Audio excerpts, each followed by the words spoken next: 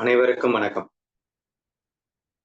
இன்று ஞானம் 2 விதமாக வேதம் நமக்கு கற்றுக் கொடுக்கின்றது. அது ஏன் 2 விதமாக கற்றுக் கொடுக்கின்றது?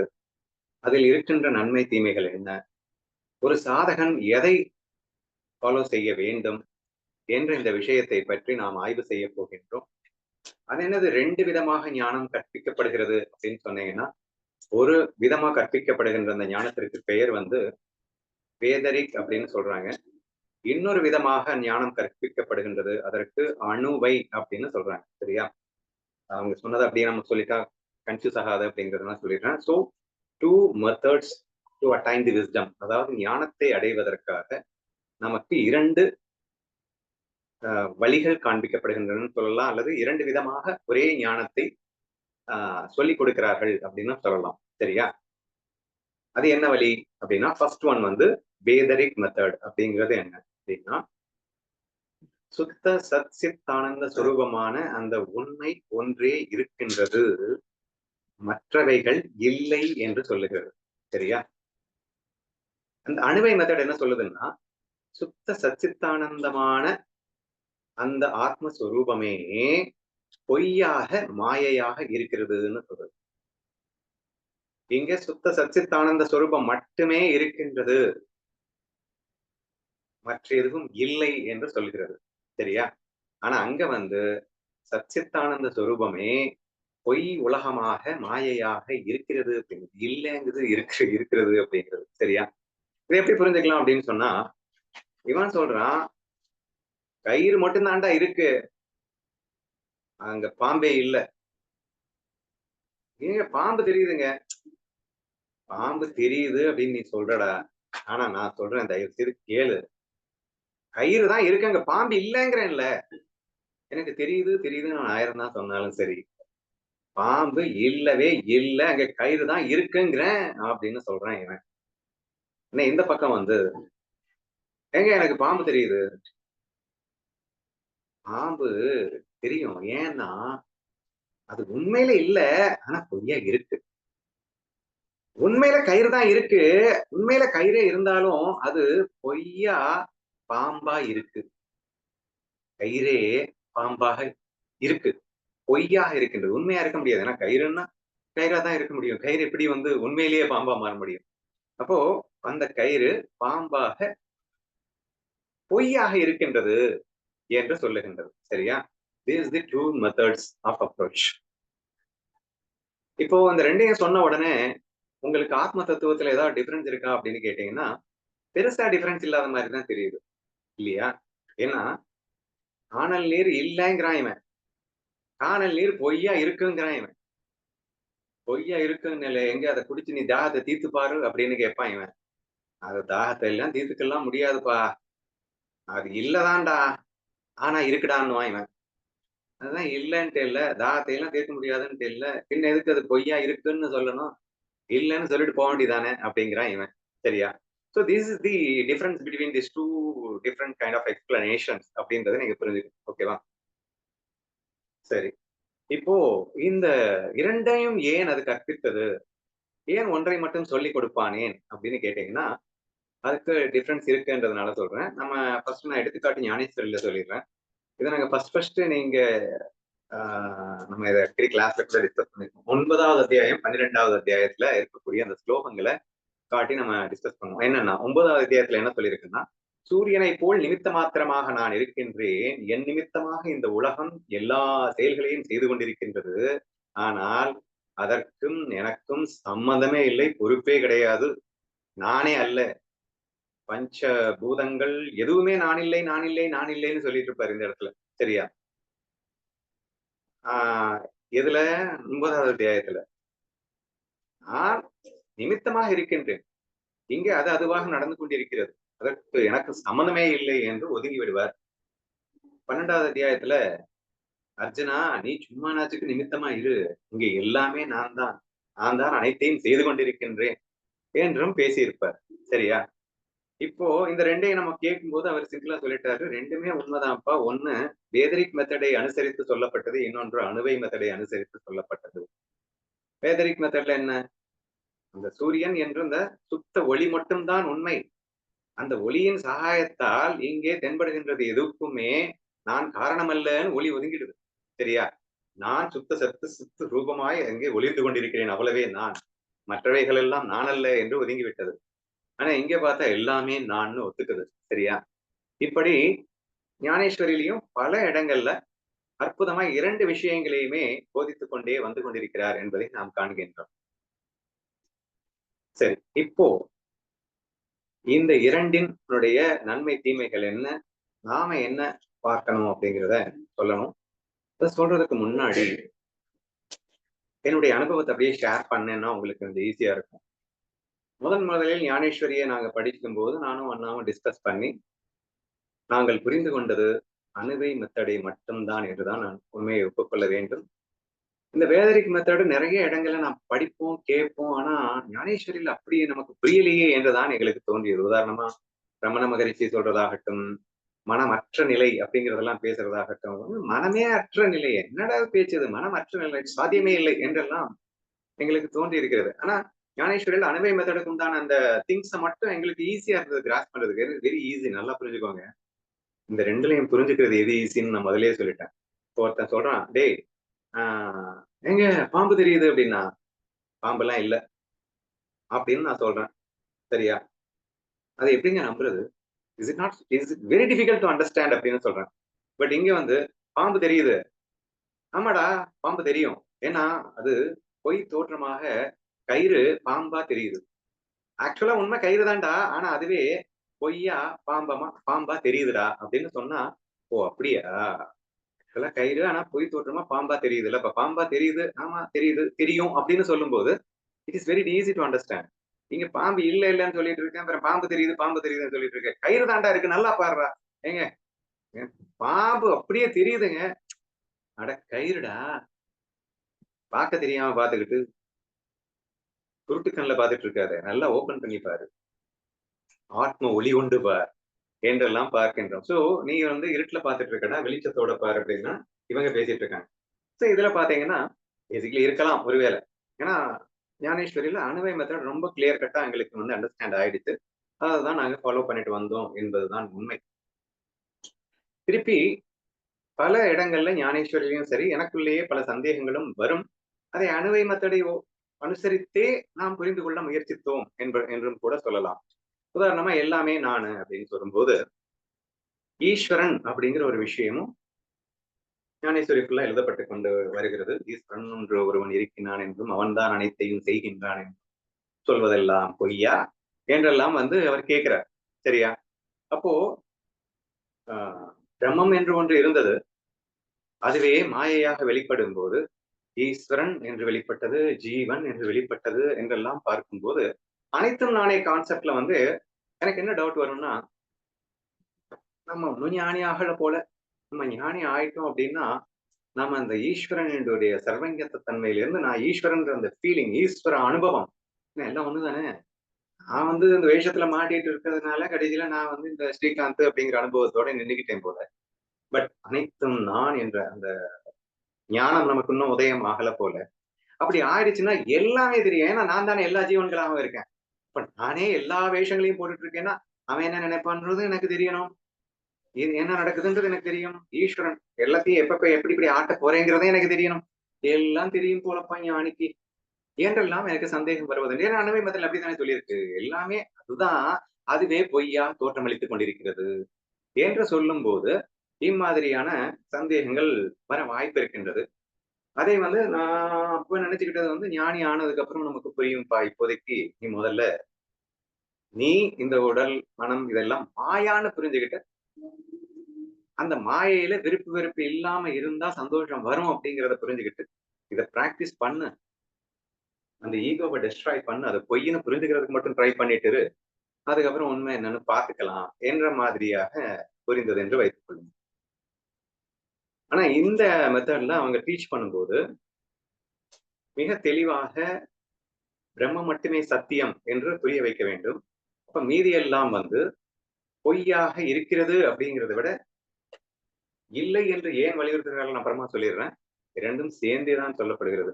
ஏன்னா பொய்யா இருக்குங்கிறது தான் உண்மை. இங்க நான் வந்து இல்ல இல்லன்னு சொல்லிட்டு இருக்கோம் இல்லையா? அது எப்படி இல்லையா? தெரியுது இல்ல. அப்ப இதுவே இப்ப நடிகன் வந்து பிச்சைக்காரன் வேஷம் போட்டுட்டு இருக்கான். அப்போ டேய் அங்க பிச்சைக்காரன் எல்லாம் யாரும் இல்லடா, நடிகன் மட்டும்தான்டா இருக்கான் அப்படின்னு சொன்னா அது கரெக்ட் கூட இல்லை இல்லையா? நடிகன் பிச்சைக்கார வேஷத்தில் இருக்கிறான் அப்படி சொன்னாதானே கரெக்ட். இப்ப பூரணமா எங்க வரும் அப்படின்னா அது அணுவை மெத்தட்ல தான் வருது இல்லையா? ஆனால் அந்த அணுவை மெத்தட அழகா பிரிச்சு காட்டக்கூடிய ஒரு விஷயம் அப்படிங்கிறது இந்த வேதரிக் மெத்தட்லயும் அணுவை மெத்தட் சொல்லப்படுகிறது. எப்படி சொல்லப்படுகிறதுன்னா ஈஸ்வரன் யாரு, ஜீவன் யாரு என்றெல்லாம் தனித்தனியாக பிரித்து காட்டிவிட்டு, ஆனால் அவைகளுக்கும் இந்த பரபிரம்ம சுத்த சச்சித் ஸ்வரூபத்திற்கும் எந்த விதமான சம்பந்தமும் இல்லை என்ற ஒரு கோடிட்டு காட்டுகின்றது. சரியா? இந்த கான்செப்ட்ல பாத்தீங்கன்னா நிறைய கேள்விகளுக்கு விடை கிடைக்கிறது. ஜீவன் ஒரு ஜீவன் இன்னொரு ஜீவன் உபாதி உபாதின்னு சொல்லுவாங்க. உபாதின்னா எடுத்துக்கொண்ட அந்த வேஷம் அப்படின்னு அர்த்தம். இப்போ ஒரு ஜீவன் ஒரு வேஷம் எடுத்துக்கிச்சு அப்படின்னா இன்னொரு ஜீவன் இன்னொரு வேஷம் எடுத்துக்கும் போதே என்ன கண்டிஷன்ல எடுத்துக்குதுன்னா இந்த ஜீவன் எடுத்துக்கொண்ட ஆஹ் எண்ணங்கள் அந்த ஜீவனுடைய எண்ணங்கள் எனக்கு தெரியக்கூடாது.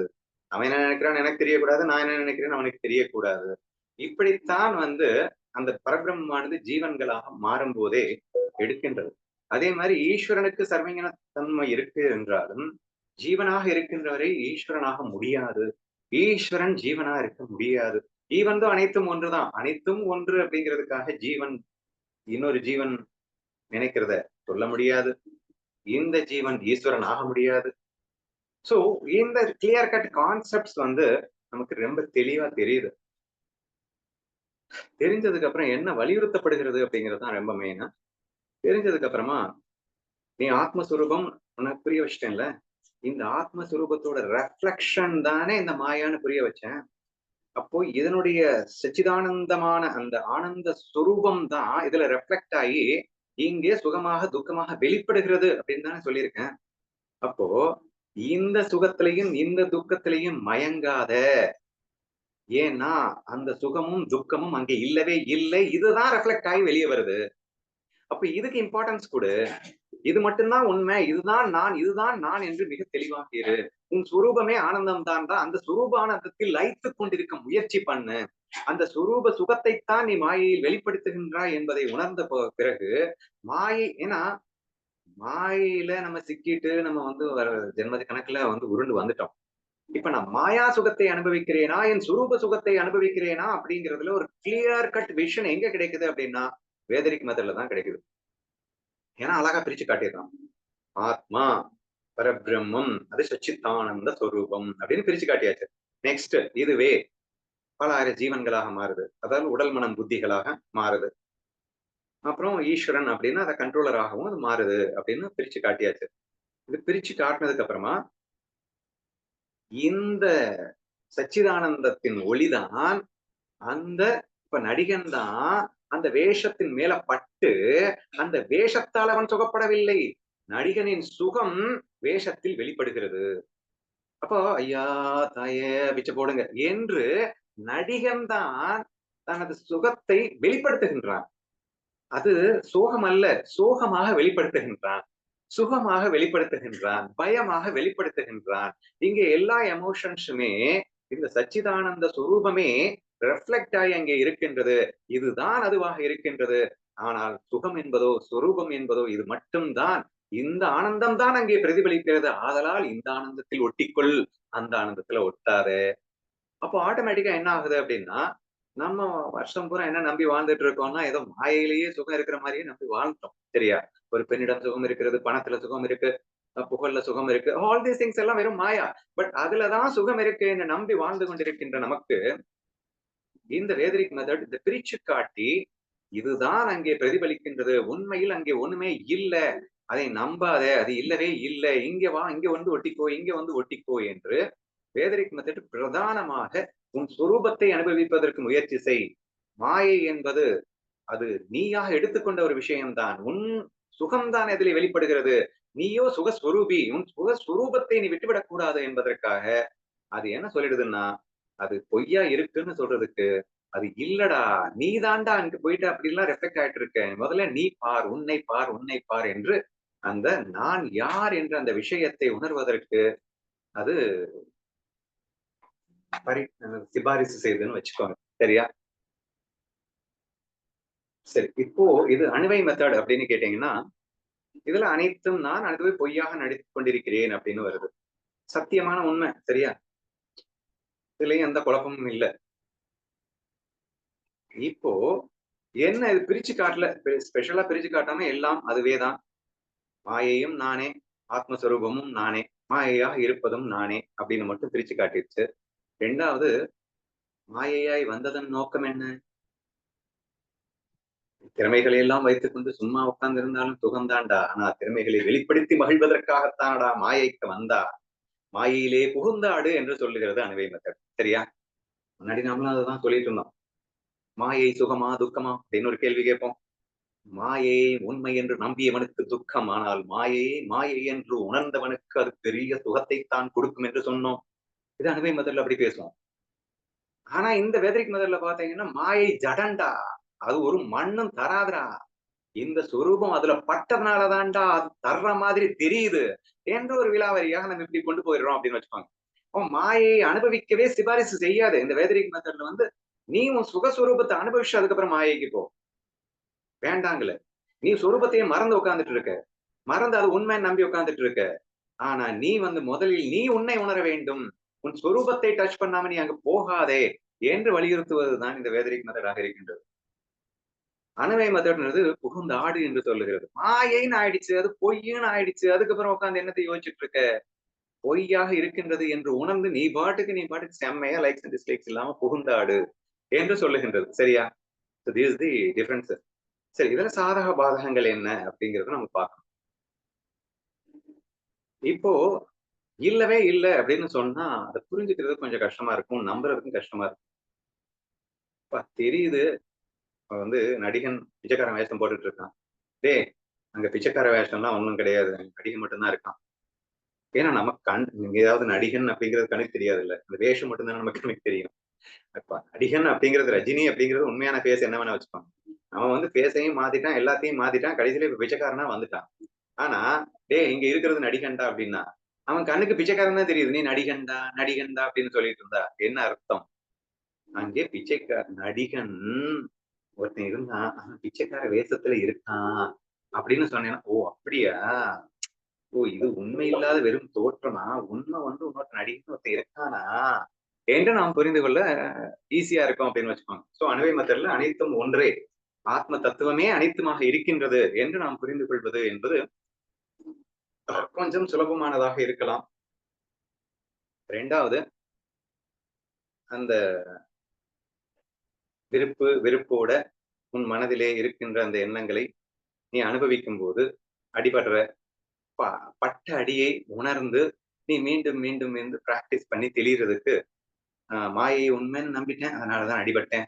அடைச்சி இது மாயேன்னு புரிஞ்சுட்டு இருந்தா நான் வந்து சந்தோஷமா இருந்திருப்பேன் இல்ல என்று அவன் அந்த அனுபவத்தை ஒத்து அவன் பிராக்டிஸ் பண்ற மாதிரி இருக்கும்.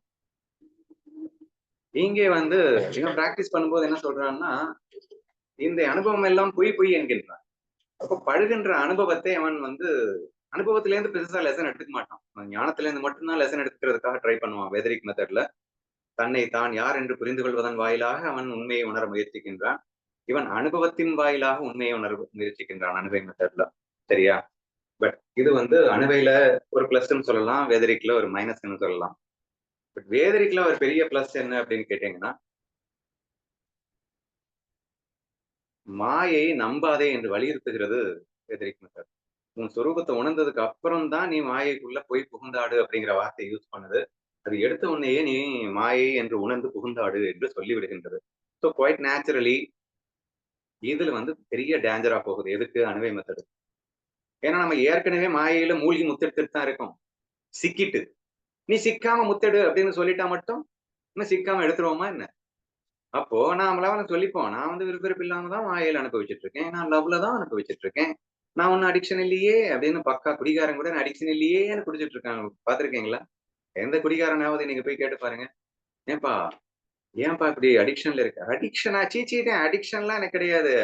நான் விடணும்னா விட்டுருவேன். ஆனாலும் நான் குடிப்பேன் அப்படின்னு குடிப்பான். ஆனால் விட்டுட்டு ஒரு நாள் கூட இருக்க முடியாது. So this is the way we are getting cheating our self அப்படிங்கிறது பிரதானமாக அணுவை மெத்தட்ல வர்றதுக்கான வாய்ப்புகள் அதிகமாக இருக்கின்றது.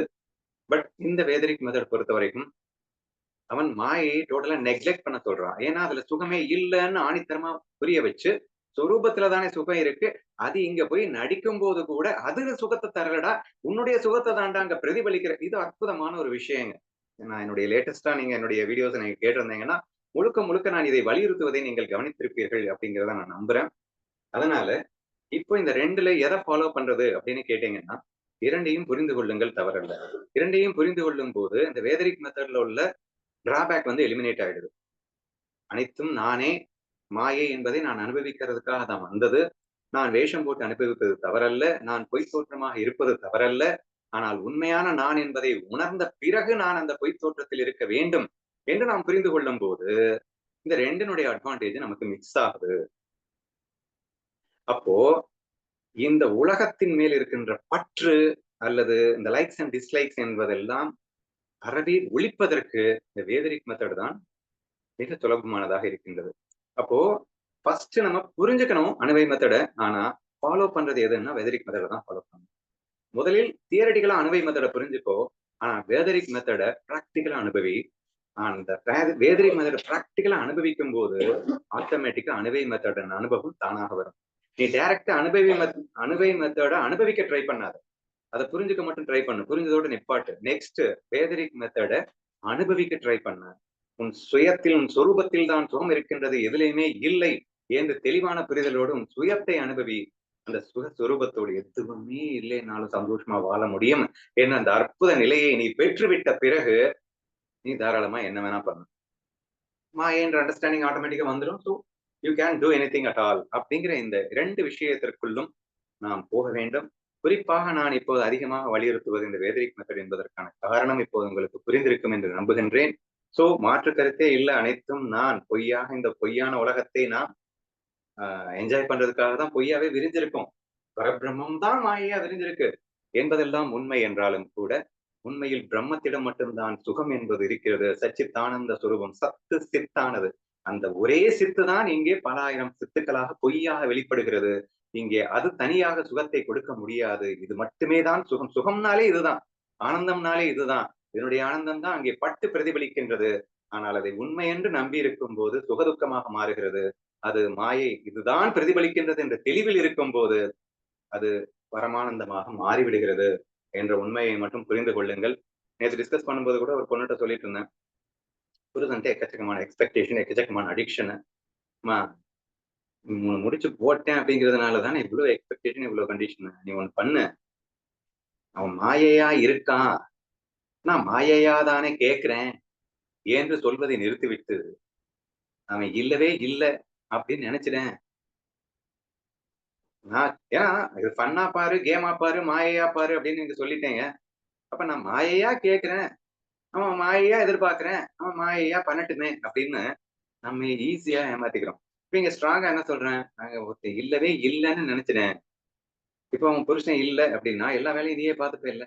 இருக்காங்கிறதுனாலதான் உனக்கு இவ்வளவு வருது. அட இல்லடா அப்படின்னு சொல்லும் போது அதில் ஏற்படுகின்ற விருப்பு வெறுப்புகள் தானாக மறைகின்றன. அப்ப மாயை பொய்யாக இருக்கிறது என்று நினைத்தால் கூட விருப்பு வெறுப்பிலிருந்து வெளிவருவது அவ்வளவு சுலபம் என்று எனக்கு தோன்றவில்லை. மாயை இல்லவே இல்லை என்ற புரிதலோடு நாம் விருப்பு வெறுப்பை களைத்துவிட்டு அப்கோர்ஸ் நாம தானே மாயையை வந்து விளையாட போறோம். வந்து விளையாடுவோம், தப்பில்லை. சரியா? சோ பொய்யாக இருக்கின்றது என்பதை விட இல்லவே இல்லை என்ற ஒரு முனைப்போடு நாம் செயல்படும் போது அந்த விருப்பு வெறுப்பில் இருந்து வெளியே வருவது மிக சுலபமாக இருக்கும் என்பதை நான் நம்புகின்றேன். So both has pros and cons இருந்தாலும் 2யும் நாம் புரிந்து கொண்டோம். அதனால நமக்கு எந்த ப்ரோஸ் அண்ட் கான்ஸ் இருக்க போறது இல்லை. ஆனா ஃபாலோ பண்றது அப்படிங்கிறது மோர் பர்டிகுலர்லி அட்வான்ஸ்டு சாதகனாகிவிட்டேன். நான் பிரம்மத்தை உணர்ந்து நான் என்னுடைய சொரூபத்தை சொரூப ஆனந்தத்தை நான் அனுபவிக்க ஆரம்பிச்சிட்டேன். எந்த இதுவும் இல்லாம என் சொரூப ஆனந்தத்தை அனுபவிக்க ஆரம்பிச்சிட்டேன்னா யூ ஆர் எலிஜிபிள் ஃபார் அனுபவி மெத்தட். நீ எப்படி வேணா வாழு, ஒன்றும் பிரச்சனை இல்லை. ஆனா இன்னும் எனக்கு லைக்ஸ் அண்ட் டிஸ்லைக்ஸ் ஹெவியா இருக்கு அப்படின்னா நீ தான் எல்லாமா இருக்க, மாயா இருக்கேன்னு புரிதல் வச்சுக்கோ. ஆனா உன் சொரூபத்தை தான் உண்மை, மற்றவைகள் எல்லாம் உண்மையில் பொய் என்று, அது இல்லவே இல்லை என்ற ஒரு மனோநிலையோடு நீங்கள் வாழ முற்படுங்கள். உங்கள் விருப்பு வெறுப்பு மிக விரைவாக கலைந்து உங்கள் சுரூபத்தை பற்றுவீர்கள். உங்களுக்கு இந்த ஏக்கமே என் சுரூபத்தை அனுபவிக்கணும்டா, என் சுரூபத்தை அனுபவிக்கணும்டான்னு ஆசை வரும் இந்த வேதரிக் மெத்தட்ல. இதெல்லாம் பொய்ன்னு ஆயிடுச்சு, மாயன்னு ஆயிடுச்சு. அதுல போய் நம்பி நம்பி வாழ்க்கை பூரா செத்தது போதும்டா சாமி. எதுவுமே இல்லாம நான் என் சொரூபத்துல சுகம் இருக்குன்னு புரிய வச்சுட்டாங்க. I have to enjoy that என்ற அந்த ஃபீலிங் வந்து ட்ரெமெண்டஸா நமக்கு ஹெல்ப் பண்ணும். அதுக்கு நம்ம எல்லாரும் முயற்சி செய்வோம். ஸோ இந்த ஒரு உண்மை உங்களுக்கு ஏன் சொல்லியிருக்கேன் அப்படின்னு சொன்னா, நீங்க யார்கிட்ட போயிட்டு எந்த ஞானத்த கேட்டாலும் இனிமே கன்ஃப்யூஷனே வராது. சிலர் வந்து, ஓ! இவங்க வந்து இல்லை, இல்லை என்று சொல்கிறார்களா? வேதரிக் மெத்தட்ல சொல்றாங்க அப்படின்னு ஈஸியா புரிஞ்சுக்கலாம். இந்த சிவானந்த ரூபம், சிவோகம், சிவோகம்னு இந்த ஆதிசங்கரர் பாட்டு நீங்க படிச்சிருப்பீங்க. அது என்ன பாட்டு இப்ப ஃபர்ஸ்ட் பாட்டு? நிர்வாண சட்டகம். நிர்வாண சதகத்துல மனோ, புத்தி, சித்தானி, நாகம், அகங்காரம் எல்லாமே நாகம்னா நான் இல்ல, நான் இல்ல, நான் இல்ல. மனம் நான் இல்ல, புத்தி நான் இல்ல, சித்தம் நான் இல்ல, அகங்காரம் நான் இல்ல. நான் யார் அப்படின்னா சிவானந்த ரூபம், சிவோகம், சிவோகம். இது என்ன மெத்தட் ஆக்சுவலி? வேதரிக் மெத்தட ஸ்ட்ரெஸ் பண்ணி சொல்லியிருக்கு. நான் இல்லை, நான் இல்லை, நான் இல்லை, நானும் சிதானந்த ரூபம், சிவோகம், சிவம். உன்னுடைய சொரூப சுகத்துக்கு இம்பார்ட்டன்ஸ் அதிகமாக கொடுத்து முழுக்க முழுக்க எழுதப்பட்டது. மோஸ்ட்லி ஆதிசங்கரர் எடுத்துக்கிட்டீங்கன்னா, ஆனந்தலகரி அப்படின்னு எழுதியிருப்பாரு. ஆனந்தலகரி என்னது? சக்தியை வர்ணித்த பிரம்மாதமாக அவர் அனுபவிக்கின்றார். சௌந்தரியலகரி, சாரி சௌந்தரியலகரி. சௌந்தரியலகரியில அந்த சக்தியை வர்ணித்து அப்படி ஒரு பாட்டு எழுதியிருக்காரு அப்படின்னா அது 100% அணுவை மெத்தட். அப்போ ஆதிசங்கரர் வந்து அணுவை மெத்தடுக்கு எதிரானவர்னு நிறைய பேர் பேசிட்டு இருப்பாங்க. ஏன்னா அவர் மேஜரா இன்சிஸ்ட் பண்ணது என்னன்னா சன்னியாச மார்க்கத்தை இன்சிஸ்ட் பண்ணி உன் சொரூபத்துலதான் சுகம் இருக்கு, அதெல்லாம் தேவையே இல்லைன்னு துச்சமா தூக்கி போடுறா அப்படின்னு இன்சிஸ்ட் பண்ணவர் ஆதிசங்கரர். அவர் தான் நிறைய அத்வைத கிரந்தங்கள் எழுதியிருக்காரு. அதுல வந்து இந்த மாதிரி ஒரு ஸ்ட்ரெஸ் பண்ணியிருக்காரு அப்படிங்கிறதுனால அவர் அணுவை மெத்தடுக்கு எதிரானவரா அப்படின்னா அதுக்கு நீங்க ஆனந்த லகரிய சௌந்தரிய லகரிய படிச்சா அவங்களுக்கு புரியும். சோ அவர் எந்த அளவிற்கு மாயையோடு கலந்து உறவாடி இருக்கின்றார் என்பதை நீங்க பார்த்தா புரிஞ்சுக்கலாம். So nobody is against anything. எந்த ஞானிகளும் இது சரி அது தவறுன்னு சொல்ல வரல. ரெண்டும் சூப்பர் தான், ரெண்டும் உண்மைதான். ஆனா அந்த சௌந்தரிய லகரியை அனுபவிக்கிறதுக்கு கொஞ்சம் இந்த விஷயத்தை புரிஞ்சுக்கிட்டு இதுல தெளிவானா அதுல அனுபவிக்கலாமே என்ற ஒரு விஷயம்தான் இங்கே வெளிப்படுத்தப்படுகிறது என்பதையும் நீங்கள் சேர்ந்து புரிந்து கொள்ள வேண்டும். சோ அதனால நீ ஏதோ ஒரு அத்வைத கிரந்தத்தை படிக்கிறீங்க, ஏதோ ஒண்ணு படிக்கிறீங்க, அதுல வந்து அனைத்தும் நான் என்று ஒரு வரி வருது, நீங்க நான் இல்ல நான் இல்லைன்னு வருது. ஒரு கன்ஃபியூஷனும் இல்லாம பொய்யாக இருக்கிறது என்பதை இங்கே இல்லை என்று மறுக்கிறார்கள் என்பதாக மட்டும் நீங்கள் புரிந்து கொண்டு இங்கே உண்மையை ஆழப்படுத்துவதற்காக, அதாவது சத்து சித்தில் நீ நிறைவதற்காக இது வலியுறுத்தப்பட்டது என்று புரிந்து கொண்டால் போதுமானது. இரண்டாவது, ஒரு கம்ப்ளீட்னஸ் வந்து அணுவை மெத்தட்ல இருக்கும். இங்க இல்லைன்னு சொல்லும்போது பொய் சொல்ற மாதிரி இருக்கு இல்லையா? பிச்சைக்காரனே இல்லைன்னு சொல்லக்கூடாது. இல்ல அதிகம் வந்து பிச்சைக்கார வயசுல இருக்கான் அப்படின்னு சொன்னா அது பூரணமா இருக்கு என்று சொன்னாலும் பூரணத்தை புரிந்து கொள்ளுங்கள். ஆனால் இந்த வழியை நாம் பயன்பட